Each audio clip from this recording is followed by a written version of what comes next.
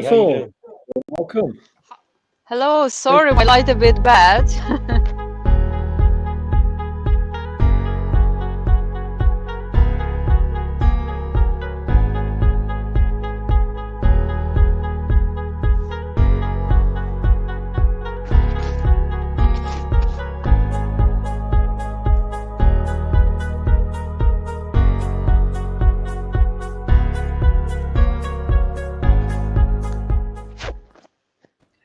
Okay, so here we are for the first episode of This Is It. I don't know if I'm going to keep that 30 seconds countdown, but I thought I'd just chuck it in there for just now in case somebody's kind of waiting to get on. Because I think sometimes when you look at the replay, these kind of countdowns get in the way. But anyway, we've got Mitchell here, we've got Inessa here, hold on. And it's great. Here we are. This is it. This is it. Can you believe it? Coming in from London and Manchester in the United Kingdom at It's the moment. amazing. Yeah, You, no, it's great actually. It's really good to be live. I'm just interested to find out what's actually going to happen. well, yeah, me too. This is more kind of active observers in our own show. Yeah, no one knows what's going to happen, who's going to say what, when it's going to be said. We're No gonna get Yeah, script. mystery. yeah. Just so everybody realizes, even though this sounds like an excellent scripted, it's not. It's not scripted at all, right? No, definitely not scripted. And the Definitely not. And the idea is that it won't be scripted because who knows where we'll be at any time at 7 o'clock or this time, wherever Hmm. you're tuning in from, at every Thursday. We could be coming in from all sorts of places. Where are you at the moment? Inessa, Hello? where are you? Can you Where hear are me? you? At Yeah, the yeah. moment, I'm at the Luna Cinema. I was invited here. The film didn't start yet, but will start in the 30 minutes. And today the show Jojo Rabbit. So Oh, and it's the last week of outdoor cinema. So at least we have some cinema at this moment. yeah, Yes. I'm missing cinema. I'm missing it. I mean, I don't go a lot, but funny enough, when it's taken away from you, you begin to, or at least I do, I begin to miss it more. And I feel that I haven't been for such a long time.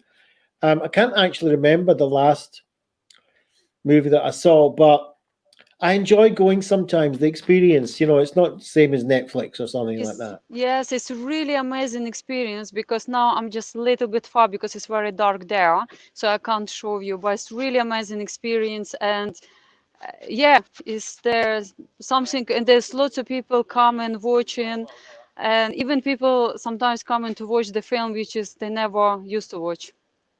And Can you and ask? this is yours, Oh, right? sorry. No, I was going to ask. Sorry, Dove. Go on. You speak first. Yeah, no, it's outdoors, right, Vanessa? Yes, it's outdoor. Yes, yeah. Right. So, quick question.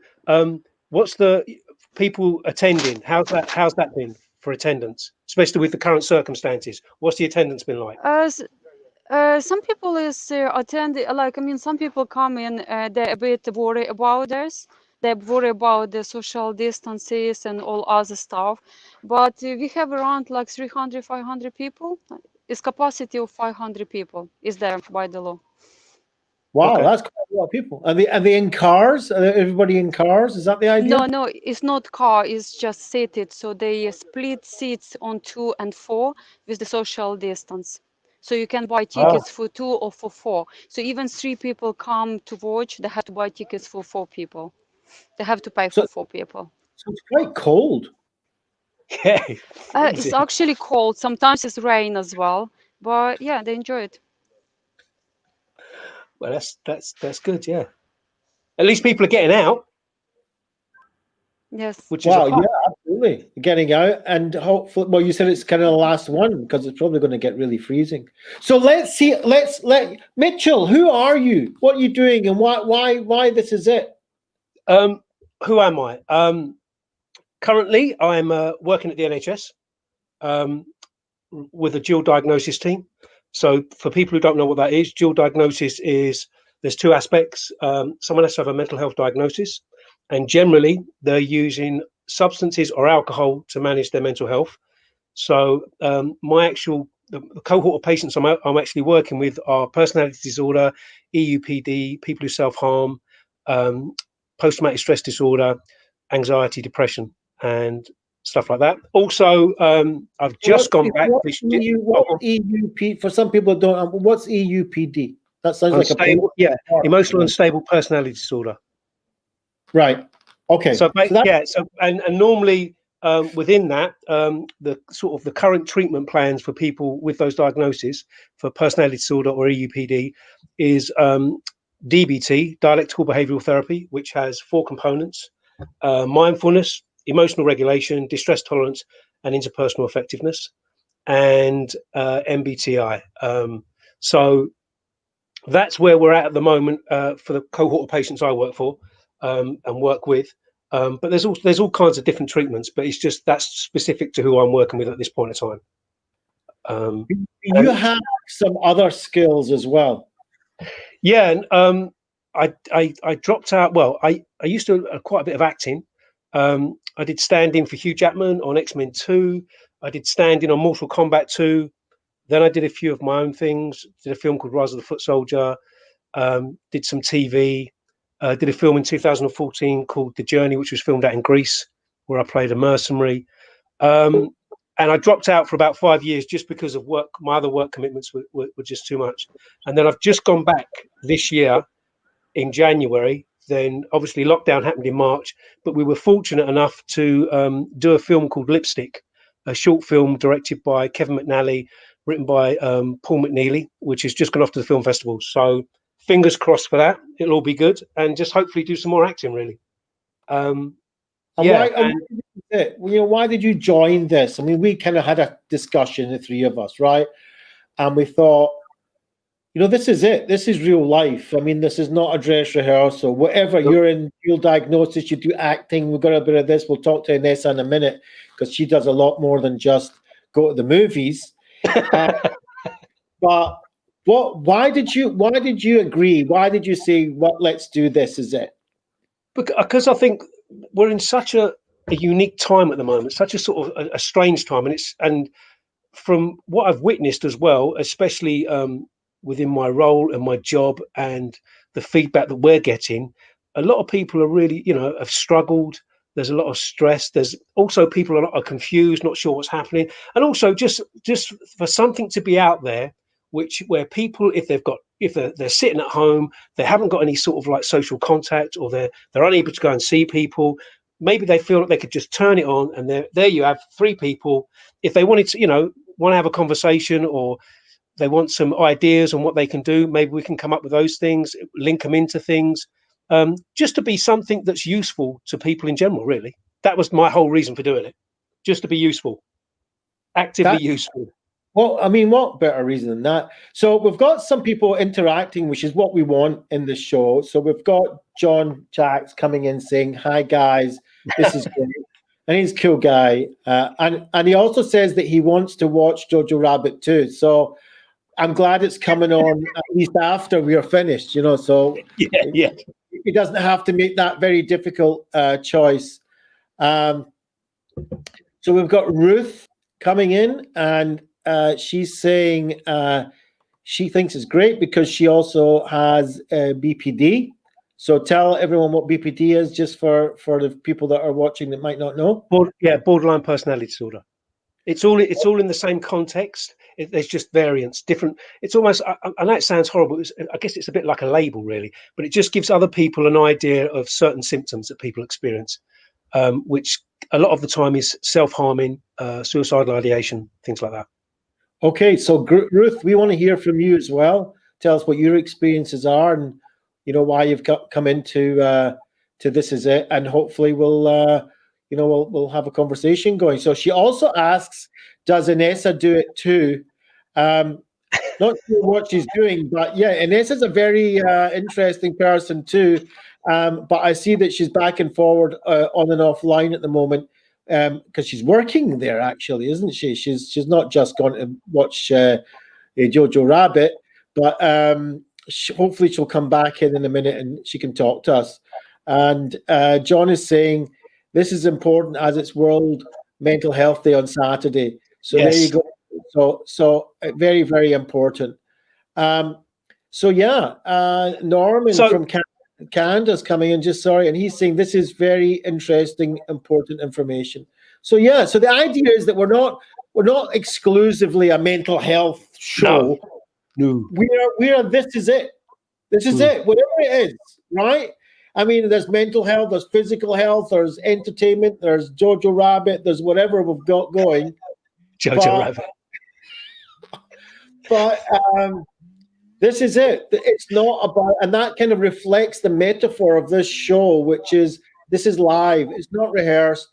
Whatever comes up. Let me ask you a question, Dove. Obviously, I've spoken about me, so it'd be really, really helpful, I guess, for everyone out there watching, to tell us a little bit about yourself.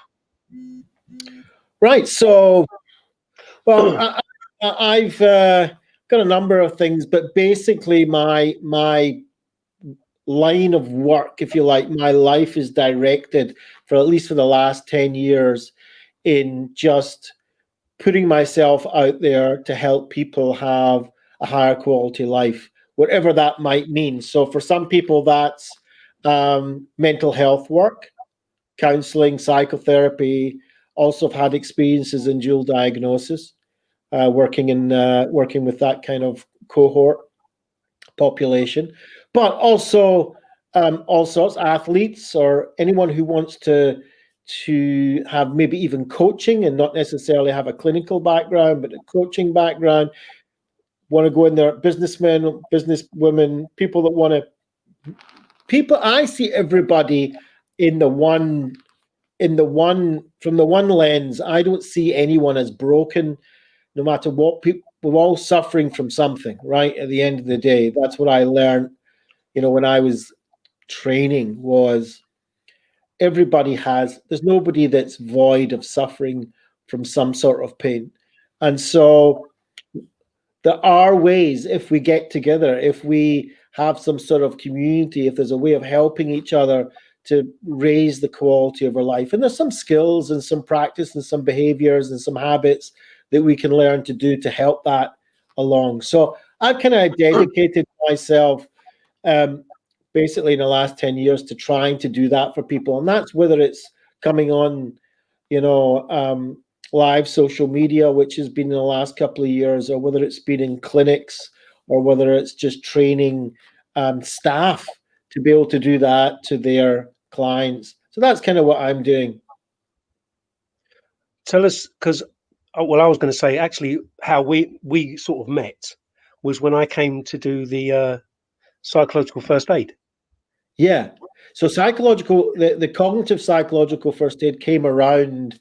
Well, I learned it a few years ago from Dr. Moshe Farhi. But when I came to live in Manchester, it was 6 months before the Manchester bombing. And the bomb went off. Suicide bomber killed 22 people, most of them young adults. And it was a couple of miles down from where I live. And people came to me and they phoned me and they said, you know about this psychological first aid. What are you doing about this? It's just happened, around the corner. So I was a little bit stunned at the beginning, but the idea was, it came about that I would, train some people and open up a treatment support centre in the middle of Manchester. And we managed to get it done. It wasn't me, it was a whole group of us, managed to get it done within 7 days and opened up an actual support centre in the middle of Manchester, treating people with cognitive psychological first aid. And then a week later than that, there was a terrorist attack in London Bridge and Borough Market in London. That was the weekend or the week prior to the general election in 2017. And then just not far after, so we went down there, a whole team of us, we trained some people who were on the London Bridge for a week. And then just a week after that, more or less, there was the Grenfell Tower fire, and we sent a team along there. So yeah, and we met there because I came down and we were doing training in London for people in the NHS, the London Fire Brigade and whoever. And you helped us out a lot with, well, apart from just doing the course, but with your acting skills of people in psychological shock. Yeah, that was cool. Yeah, putting people under little bits of stress to see, because it's good. I think that's the role play stuff, and I've done loads of role play, and I think it's really useful in all formats. I mean, I've done it at in Germany, in Switzerland, for deployment training for government officials. If there's a plane crash, train crash, and you just do scenarios just so that people have an idea of how they're going to react in a stressful situation, what to expect, and how to manage that in a more healthy, productive way. So I think when we did your course, I mean, it was really, really useful, and at least I have that another skill set. So if anything ever, hopefully nothing ever transpires or happens again, but if anything does, then at least you've got that skill set to maybe help and assist people. So it was very, very, really enjoyable course. Really well done. Yeah, and hopefully we'll do more of these around the country as we go on. That's the idea. Unfortunately, we kind of have to move everything online at the moment. But I was teaching some university students a couple of months ago, and we've got plans to do that as well. But it's more of an online course. The idea is much better when we can do these role plays live, people screaming and all this kind of stuff, and people's adrenaline going. But please God, we'll return to those days when we can actually meet each other in the room. Another thing that we were talking about was, having the confidence to even to do something like this. I mean, a lot of people think about it, and being online and being live and, putting yourself out there is, a lot of people would like to do it, but they just don't have the kind of confidence to do it. What do you think? What do you think it takes? Well, I think for some people, I guess it's really kind of like anything. It's anything we do in life that's new is always going to generally makes us feel uncomfortable. If you was to think about when you first learned to drive a car, you're thinking about clutch, I've got to shift gear, all these things, you become uncomfortable. And then eventually, once it goes back here, becomes partly unconscious, it's just a natural thing to do. You just do it. You don't really think about it, you just do it. And I think for a lot of people, especially now, because everything's being done on Microsoft Teams or Zoom or Attend Anywhere, people are having to attend meetings via a video conference. And for a lot of people, that's uncomfortable. So what you generally need to do is be comfortable feeling uncomfortable, because at the end of the day, it's just feelings. And so really, it's about a process. And the process being, the more you do something, the more you become comfortable doing it, the more you become a bit more relaxed, the more relaxed you are, then it just starts to flow. But that just takes like a series of steps. And a bit like when I first went in front of a camera, and you've got lights shining in your face, you've got a camera, you've got a load of people sitting around you, you've got to remember your lines, and you're sitting there thinking, I don't want to forget my lines, I don't want to forget my line. Action. You've got all these things going through you. Now, that generally doesn't change, really. You still get that adrenaline and that uncomfortableness, a little bit of uncomfortable, but it's not a bad thing. So for anyone who wants to be doing it, like doing live, live like as we're doing now, or a conference or a meeting, and they've never done it before and they're expected to do it, that little bit of adrenaline is really, really useful. It keeps you basically on your toes, and you want that there. But there's a balance. So it's more about setting some sort of steps. If you've got a script, or if you're learning a script, become familiar with it. But also it's about your voice, about your background. If you being really professional and stuff like that. Unlike me, sitting in my house at the moment. But there's a process, and there's steps, like anything, like learning to any new skill. There's certain steps, and then it's about just becoming comfortable in yourself, your voice, projecting, using your diaphragm. Just they're the basics at this point. I think that's a great message, and one of the one I want to pick up from you is, which is great because you're an actor and you've been trained, but yet you still say, yeah, I still get it, right? I still feel it. Yeah, I still feel uncomfortable. Yeah, and I think, I mean, I don't know lots of actors, but I've met a few, and they all seem to have done what you've just said, which is turning it around to make it useful for you, that that uncomfortableness, that kind of drive to do it, that adrenaline, that excitement, to turn basically, if you like, the fear into excitement. It's the same kind of feeling that you get really when you're fearful and when you're excited. You feel it in some part of your body that's, Yeah, and I guess as well, there's, for some people more than others, there's like inner dialogue, and that inner dialogue could be you're rubbish, you're crap, you're this, you're that, and again, it's just inner dialogue. And at the end of the day, thoughts are random at times, so it's more about, I guess, really just being comfortable in the fact of just focusing, really just to focus on where you're at, just focus yourself. And I guess breathing is such an essential part.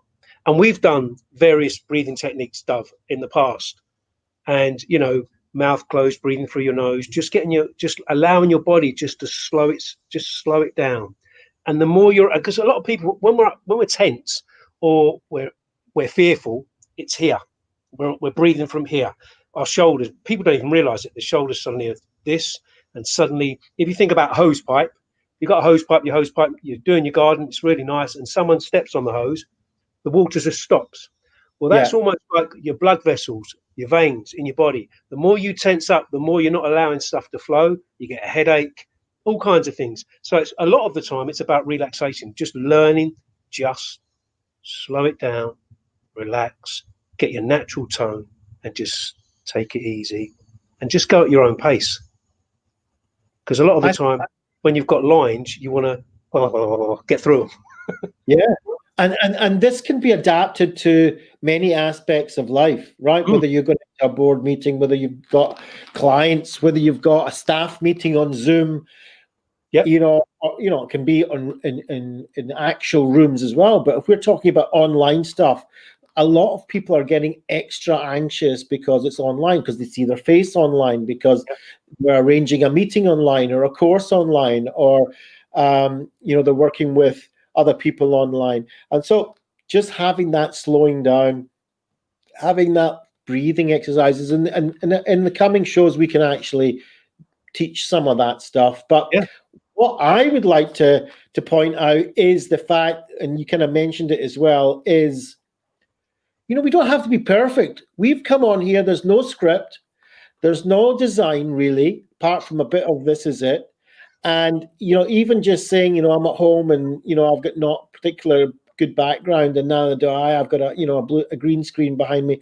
So, that is also what it takes. That little bit of courage to just go out there, even though you're not perfect, even though things are not quite right.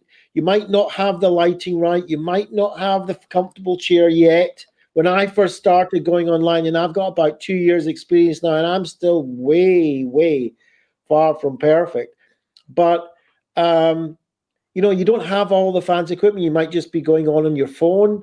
Just got to make sure that there's a few kind of principles that you want to get right. And we can definitely go into all that in the coming episodes of This Is It. But that was just basically to kind of introduce everybody to who we were. Just before we go, Ruth is saying that we answered her questions, so that's really good, and that she thinks this is really good. She doesn't go out, so having this program is great, which is very good. Thanks, Ruth. And Norman saying becoming comfortable with being uncomfortable. Great point. We all need acting lessons. Well, yeah, well, absolutely. And I want to thank Mitchell and Inessa, even though she's gone off to work, and hopefully you'll meet her again soon. And Tracy saying such a great, much needed conversation that is so relatable and will be to so many. So thanks for that, Tracy. Neil saying hello, Ruth. So nice to get everybody's coming in and giving a little bit of reaction. And as we go on with This Is It, hopefully that will become more. But in the meantime, to everybody, Mitchell, the last few words. I just want to say thank you, Dove, because you've said that about me and Inessa, but so I just want to relay that back to you. Thanks for, because if it wasn't for you as well, this wouldn't be happening either. So, I mean, really appreciate that. So thank you. Okay, so we've got all the thank yous out the road. Yeah, there I've got. Unfortunately, Inessa, well, fortunately, because she's got to put bread on the plate, so she's gone off to work. But hopefully, everyone will meet her a little bit more next week, and she can take some of the airtime, and we can sit back and watch her. In the meantime, I'd just like to say to everybody, thanks everyone that came in the meantime. Don't forget to share, like, and tag. So we've got that kind of little thing coming in. And yeah, please share, like, and tag so that we can get everything. It's just a bit of fun, really, apart from anything else. And we got a little flashing thing going here. And we'll show you how to do all this. We'll have a play, and we're going to open up everything. So nothing will be a secret. We'll open up how you can do your own live shows, and how you can do all the stuff that we are doing, and basically have a Thursday, something to do on a Thursday that you can enjoy no matter where you're coming in from.